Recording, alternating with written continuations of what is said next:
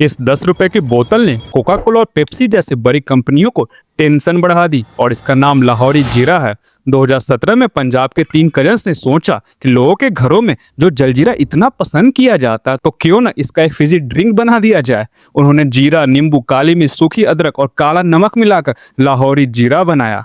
लेकिन असली गेम स्वाद का नहीं था। उन्होंने इसकी कीमत रखी सिर्फ 10 रुपए ताकि हर कोई इसे खरीद सके और टीवी पे करोड़ों के ऐड चलाए जाने के बजाय उन्होंने अपना पूरा फोकस किराने दुकान और छोटे दुकानदारों पर रखा। उन्होंने अच्छा मुनाफा दिया जिसके चलते दुकानदार भी इस ड्रिंक को आगे बढ़ाने लगे। धीरे धीरे टियर 2 और टियर 3 शहरों में लाहौरी जीरा हर दुकानों पर दिखाई देने लगा। एक साधारण किचन आइडिया आज भारत के सबसे चर्चित देसी बेवरेज बन चुका है। 3 कजन सौरभ मुंजाल, निखिल डोडा और सौरभ भुटना एक ही मोहल्ले में बड़े हुए। बचपन से ये लोग सड़क के किनारे मिलने वाली खट्टी मीठी सिकंजी और जीरा काला नमक वाली गोला सोडा पीने के बहुत शौकीन थे। यह सिर्फ ड्रिंक नहीं था, ये उनकी बचपन की यादें थी। फिर 2016 में निखिल, जिसे खाना बनाने का बहुत शौक था, उसने सोचा क्यों न रोड साइड वाला जीरा सोडा घर पे ही बनाए। उसने जीरा, नींबू, काला नमक, सूखा अदरक और काली मिर्च मिलाकर अपने घर के अंदर एक ऐसा स्वाद भरा ड्रिंक बनाया। जब ये ड्रिंक उसने सौरभ मुंजाल और सौरभ भुटना को चखाई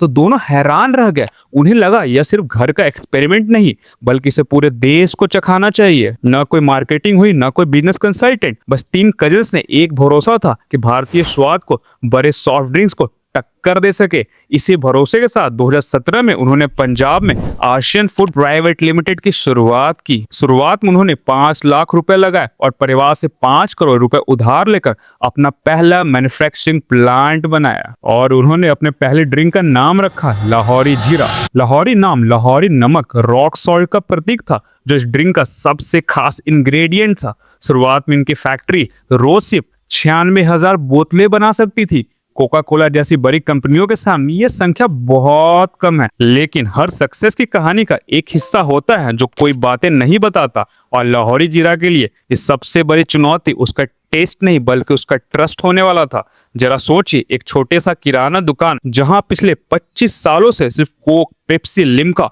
और थम्स अप बिक रहे थे, अब वहां कोई एक नई बोतल लेकर पहुंचे जिसके अंदर जीरे के दाने भी दिख रहे हैं। ज्यादातर दुकानदारों का जवाब था नहीं चाहिए। डिस्ट्रीब्यूशन ने मना कर दिया।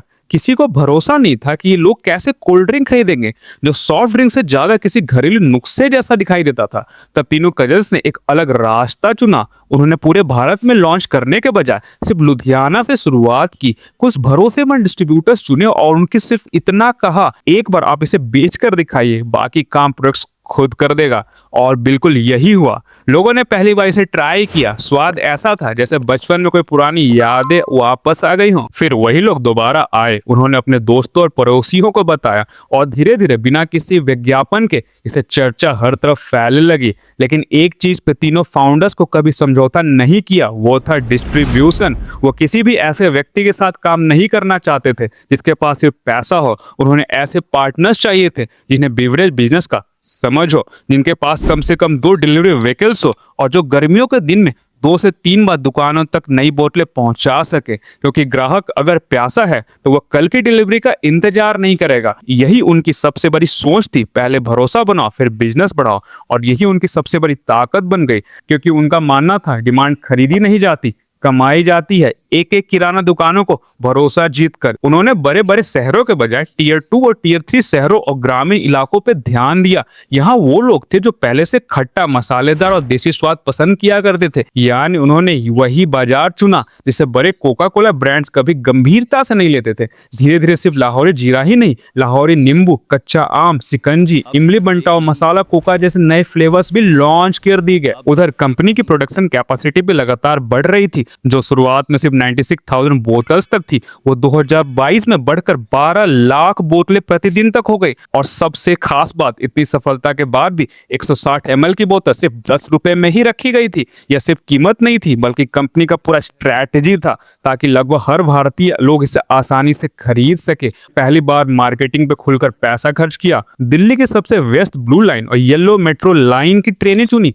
जहां लाहौरी जीरा के ब्रांडिंग कर कवर पे लगाए गए। यानी उनका मकसद साफ था, पैसे कम खर्च करना लेकिन सही जगह करना। और ये स्ट्रेटेजी काम कर गई। अब तक लाहौरी जीरा एक रीजनल ब्रांड नहीं रह गया था, बल्कि एक ऐसा ब्रांड बन चुका था जिसमें बड़े बड़े इन्वेस्टर्स निवेश करना चाह रहे थे। दिसंबर 2021 में बेल्जियम की इन्वेस्टमेंट फर्म वर्लिन वेस्ट ने कंपनी में लगभग 15 मिलियन यूएस डॉलर्स का निवेश किया। इसके बाद मई 2025 में मोतीलाल ओसवाल ने 200 करोड़ रुपए की सीरीज बी की फंडिंग को लीड किया। इस फंडिंग के बाद कंपनी के वैल्यूएशन 28,000 करोड़ तक पहुंच गई। आज हालत ये है कि Coca Cola, PepsiCo, Parle agro और रिलायंस बैक कैंपा कोला जैसे बड़ी कंपनियां भी इस देसी बेवरेज कैटेगरी में उतरना चाहती है। तो आज लाहौरी जीरा आखिर कहां खड़ा है? आज ये ब्रांड भारत में लगभग 18 राज्यों में मौजूद है। इसके पास 25,000 से ज्यादा डिस्ट्रीब्यूटर्स का नेटवर्क है और इसकी बोतलें 5 लाख से भी ज्यादा रिटेल स्टोर्स पे बिकती है। इसमें ज्यादातर छोटी छोटी किराने दुकानें शामिल हैं, जो भारत के रिटेल मार्केट की असली ताकत मानी जाती है। इस बढ़ती डिमांड को पूरा करने के लिए कंपनी ने पंजाब और गुजरात में मैन्युफैक्चरिंग प्लांट लगाए हैं। इसके अलावा उन्होंने लखनऊ में लगभग 175 करोड़ रुपए की लागत से एक नई हाई स्पीड फैक्ट्री भी बनाई है। यह सिर्फ एक ग्रोथ नहीं, बल्कि ऐसा धमाका है जो कि पूरे इंडियन बेवरेज इंडस्ट्री का खेल बदल दिया। लाहौरी जीरे के फाउंडर्स ने एक बात साफ कही कि हम कोका कोला को हराना नहीं चाहते, हम ऐसा इंडियन ब्रांड बनाना चाहते जिनकी पहचान ही भारतीय स्वाद और भारतीय यादों की हो, जिसे कोई भी ग्लोबल कंपनी फ्लेवर की तरह कॉपी तो कर सकती है, लेकिन किसी की बचपन की यादों की तरह नहीं। एक फैमिली किचन से शुरुआत का यह सफर आज उस मुकाम पर पहुंच चुका है जहां पर लोग पैकेजिंग की कॉपी करने लगे हैं। लाहौरी जीरे ने सिर्फ एक बेवरेज ब्रांड नहीं बनाया, उन्होंने ये साबित कर दिया भारत की सबसे बड़ी बिजनेस अपॉर्चुनिटी बड़े ब्रांड्स को उनके गेम में हराना नहीं है, बल्कि एक ऐसा गेम बनाना है जिसके बारे में कभी उन्हें पता ही न चल सके। So it is justified.